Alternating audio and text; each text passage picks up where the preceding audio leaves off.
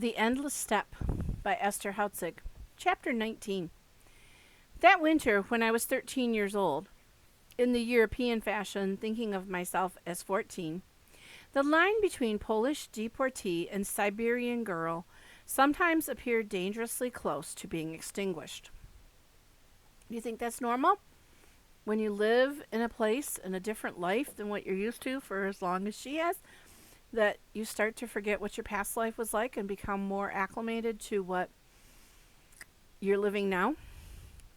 Living with Natasha and Nikolay, I almost felt that coming back to the hut from school was coming home.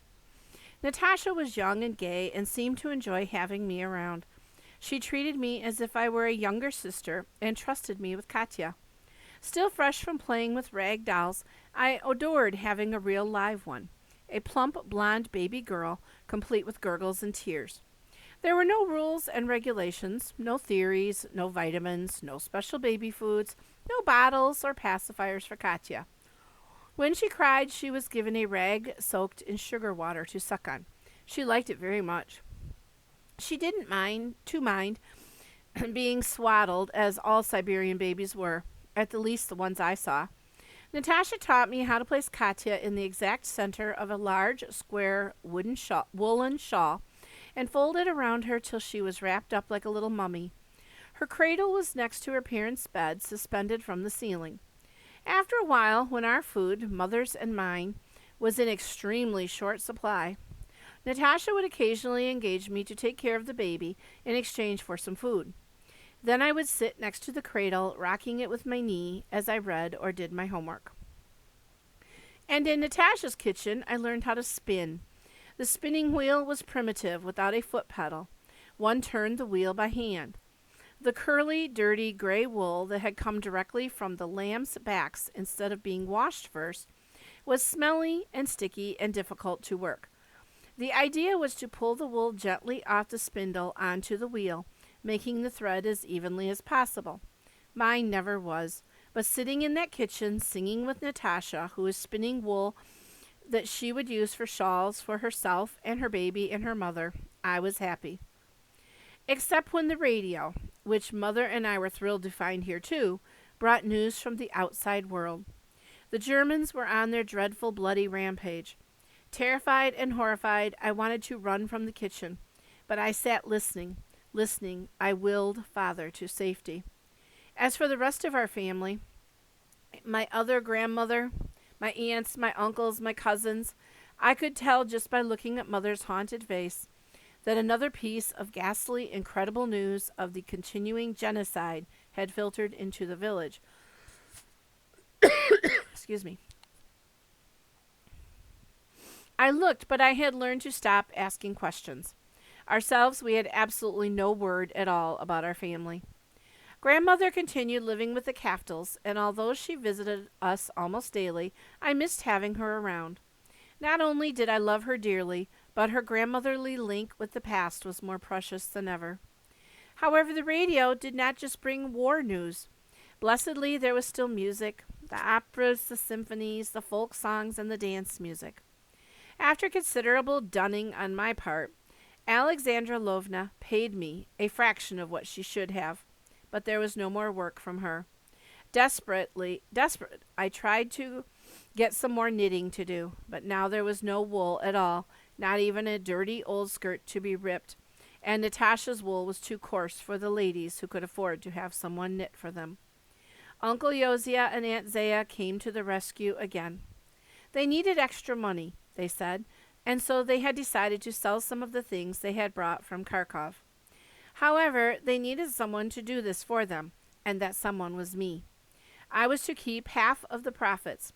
I protested that this was not necessary, that after all they had done for us, it was the least I could do. "Listen to me," Uncle Yosia said sternly. "Didn't we agree that you were to listen to me as if I was your father? Well then listen, we need your services.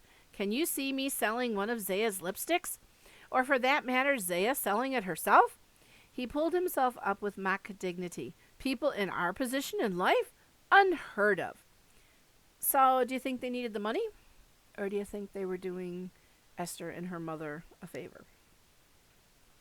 But But you will go to the Barcholka next Sunday with Zaya's lipstick, and you will drive a hard bargain. Remember that a fine lady from Moscow, or perhaps Leningrad, who needs lipstick in Siberia, needs it badly. Why? Why? How should I know? Am I a fine lady from Moscow? And so I began to trade on the Barcholka every Sunday. A lipstick one Sunday, a bottle of cologne another, once a pair of slacks Uncle Yosia never needed. I enjoyed myself thoroughly. This lipstick is guaranteed to be 100% indelible. Kindly believe me, these pants will last a lifetime. But when Uncle Yosia, having duplicate copies, asked for me to sell a collection of Chekhov's short stories for him, I was not a good trader. I could not bear to part with it. I could not call out, "The greatest short stories ever written by a master storyteller." I stood there mute, just holding the book up. I was surprised, though, at how many peasants came up to inspect the book. I knew they couldn't read one word of it or anything else. Each one asked to hold the book and felt the pages with frostbitten, rough fingers. I didn't know what to make of it. Was it a sign of their reverence for learning? I found it touching. The woman who did buy it looked embarrassed when I said that I hoped she would enjoy the stories. Well, I thought someone, a child who had learned to read, will read it out loud to her. I soon find out why the pages of the books were fingered. A few weeks later, an old man held a book in his hands a long time, rubbing his gnarled fingers over the pages. "Ah," he said, sighing, "this paper is too thin." "Too thin for what?" I asked. "You could see the print clearly enough, and it is a wonderful book, The Rain by Turgenev. If you have never read it, you will surely enjoy it." "Don't tell me, child, that you think I will read this book." "Why else are you buying it?" He threw his head back and laughed as if I had told him the best joke he had heard in years. "What's so funny?" I was annoyed. "Books are for reading," I wanted to add, "you idiot." "Oh, no, my child, not always. This one is for smoking." "For smoking?" He looked at me slyly. "But no, this one will not do. The pages are too thin for rolling cigarettes. They won't hold the tobacco." "Good!" I cried, close to tears, and I yanked the book from him. "Not so fast, child. How much did you say this book was?" I doubled the original price. The old man became furious and started shouting at me. "But you said it was too thin," I shouted back, hugging the book to me. The old man spat on the ground and went away, complaining about me to the heavens. And I went home as fast as I could, still clutching the book. "My God," Mother said when I told her what had happened. "Now we've come down to smoking books. First it was wrapping paper, then newspapers, now books. I hope the war ends before people smoke up their libraries." The idea was too terrible to contemplate. Books were sacred to me. For people to smoke them page by page, chapter by chapter, was cannibalistic. If books had become more and more sacred to me, it was no doubt because of their high priestess was Anna Smenyova. Anna Smenyova taught us Russian literature, taught it with a passion and a knowledge of her subject that would have been extraordinary any place. She had been a professor of comparative literature in Moscow, at the Moscow University, and she did not regard the strengths of the 7th grade in a small Siberian school as being unworthy of her attention. That's kind of a weirdly phrased sentence. Basically, Esther was saying that the teacher, Anna, taught her students exactly as if she was teaching at the university. She expected them to be smart. On the contrary, she taught us as if she had gotten a hold of us at the optimum moment for conversion. She was very old and looked so aristocratic that I imagined her to be the mysterious survivor of one of the formal feudal estates. Beautiful soft white hair, startlingly blue eyes, and skin of delicate perfection endowed her with a romantic past in my romantic eyes. I tapped myself in her classes, and we became friends. Many times she seemed to be addressing herself to me, as if she understood that I had a special need. Perhaps I was right. Perhaps she too had been sent into exile. It was in her classes that I finally mastered the Russian language and was able to read it with great ease, and to write it too. There was a price to pay for this proficiency. Anna Smenyova singled me out to do a paper that I felt was way over my head and made me wonder whether she really was my friend. We were reading Pushkin's The Captain's Daughter, and my assignment was to compare the historical facts about the bandit Pujav with Pushkin's version of him. This meant doing research and some original thinking.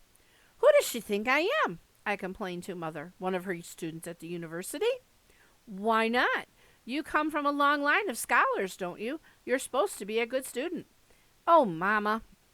But I saw, though Mother was excessively stingy with compliments, her eyes sparkled with pride. I spent weeks at the library doing research, and during that time, the announcement was made that we were to have a student's newspaper. Since there was no printing press, we were to have a wall newspaper. That is, the contributors would write legibly, the articles would be pasted onto a board which would be hung up in the central hall, and the students would line up to read it. The editor was to be selected by the student body. I decided to run for this office. You, editor of a Russian newspaper? Mother asked, incredulous. 3 years ago, you hardly spoke one word of Russian. 3 years is a long time, Mama. As if I don't know. It's an eternity, she shuddered. And how many more will there be? At that moment, I didn't care. I wanted to be the editor of that paper. But my reason, my secret reason, was part of an elaborate plan. It was not journalistic. It was romantic. His name was Yuri.